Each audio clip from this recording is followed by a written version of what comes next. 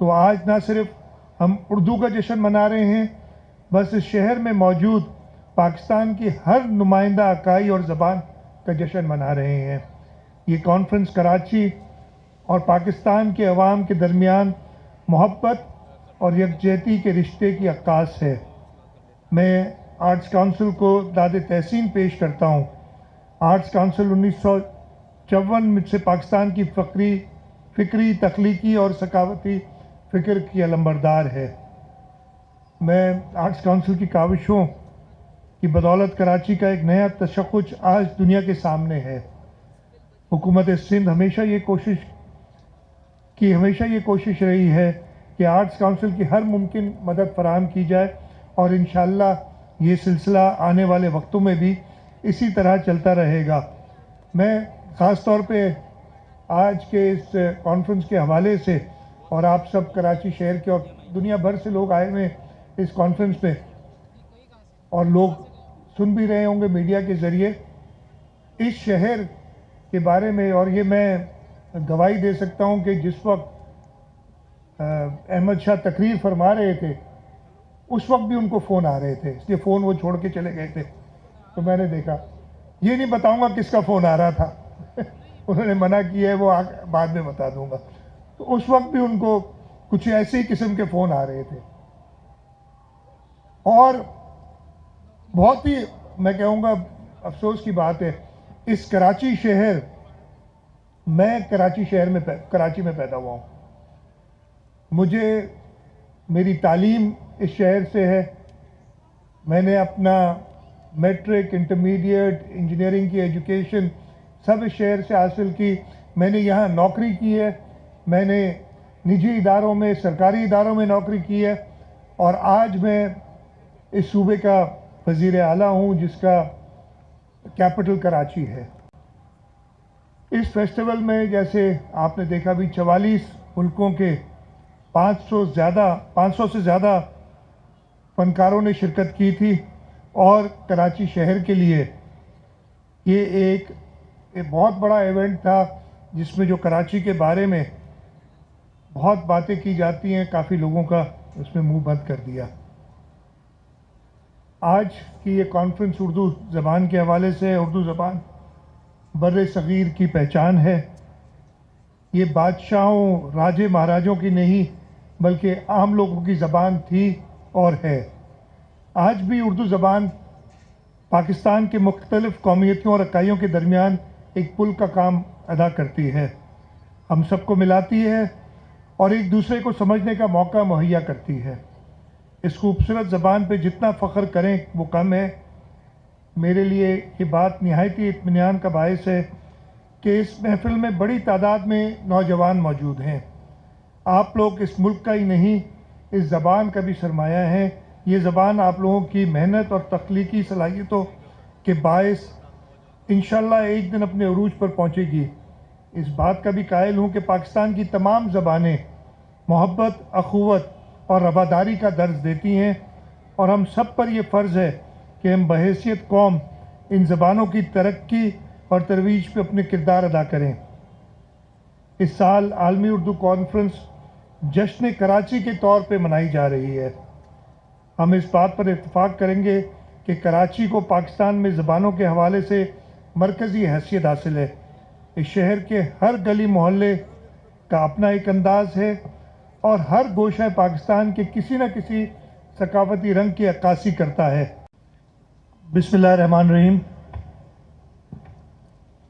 ذوالفقار شاہ صاحب، minister culture, mayor Karachi Murtaza Wahab, ہمارے آج کے میزبان محمد احمد شاہ صاحب، یہاں اسٹیج پہ بیٹھے ہوئے، میں کس کا نام لوں، لیکن جو مجھے نظر آ رہے ہیں، انور مقصود صاحب، خان عارف صاحب، قاضی صلاح الدین صاحب، ڈاکٹر عشرت حسین صاحب، ڈاکٹر طارق رفیع، سہیل وڑائچ صاحب، اظہر عباس صاحب، ڈاکٹر سروش لودھی، ڈاکٹر خالق عراقی، ڈاکٹر سعید قریشی، نورالہدیٰ شاہ صاحبہ، عباسین یوسف زئی صاحب،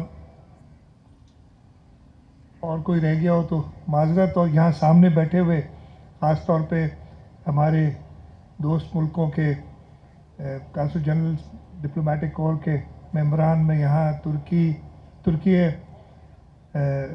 इंग्लिस्तान और बांग्लादेश के भी मुझे नज़र आए थे काउंसिल, वो सब यहाँ हैं। उसके साथ साथ सारे आर्ट्स के चाहने वाले, इस महफिल के तमाम मौजूद शुरका, आप सबको अस्सलाम वालेकुम।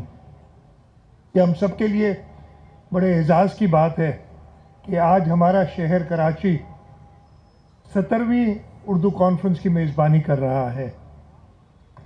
इस कॉन्फ्रेंस में आर्ट्स काउंसिल का एक कलीदी किरदार है।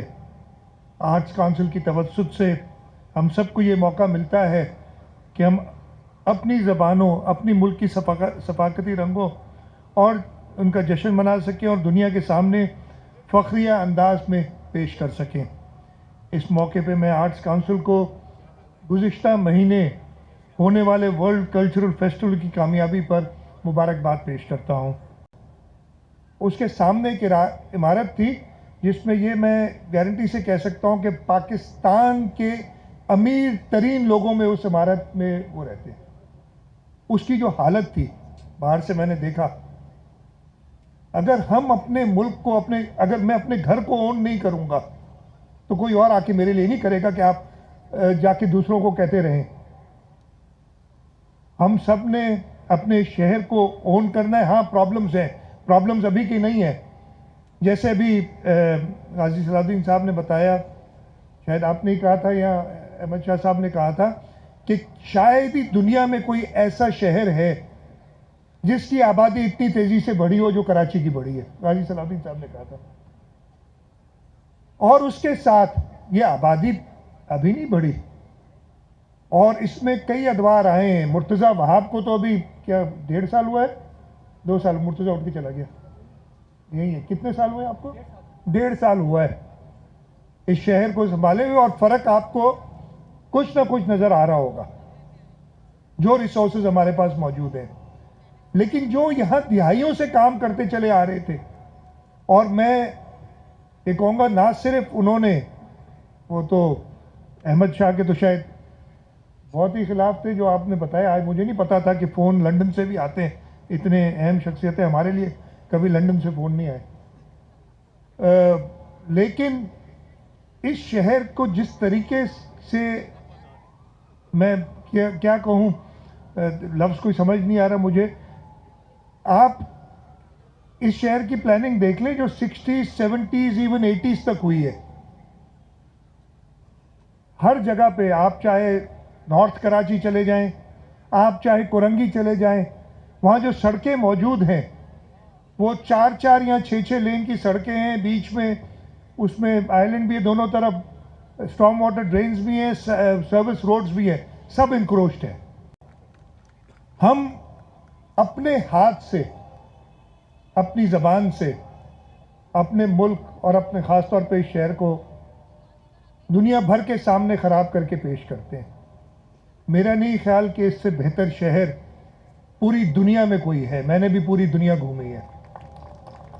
आए हम सब मिलके जो मसाइल हैं, आज सुबह मैं एक इवेंट पे था तो वहाँ एक इंटरनेशनल पार्टनर्स का हमारे इवेंट था। उसमें एक साहब ने यूनाइटेड नेशंस के थे, उन्होंने तकरीर की। वो मॉन्ट्रियल के रहने वाले थे। तो उन्होंने बताया कि मॉन्ट्रियल शहर जिसकी आबादी 10 लाख है, 1 मिलियन पीपल, उसका जो एजुकेशन का बजट है वो पूरे सिंध के एजुकेशन के बजट का 3 गुना है। अब ये रिसोर्सेज उन ममालिक में मौजूद हैं।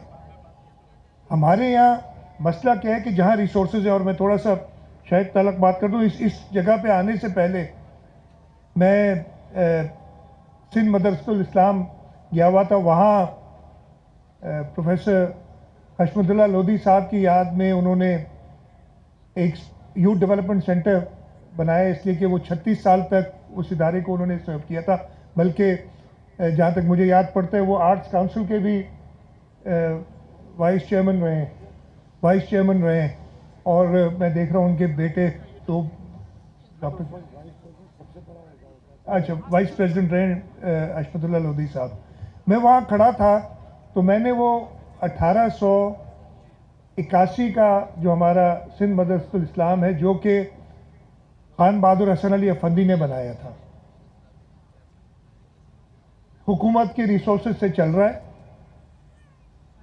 اس کے بالکل سامنے، میں نام نہیں لوں گا، آپ سب جان جائیں گے، ایک عمارت ہے جو شاید اتنی ہی پرانی ہے یا شاید اس سے تھوڑی نہیں ہو، اتنی خوبصورت عمارت. اچھا سندھ مدرسۃ اسلام کو بھی دیکھا، جو ریسورسز موجود تھے اس سے انہوں نے اس کا، میں کہتا ہوں، ایک مناسب خیال رکھا ہوا ہے.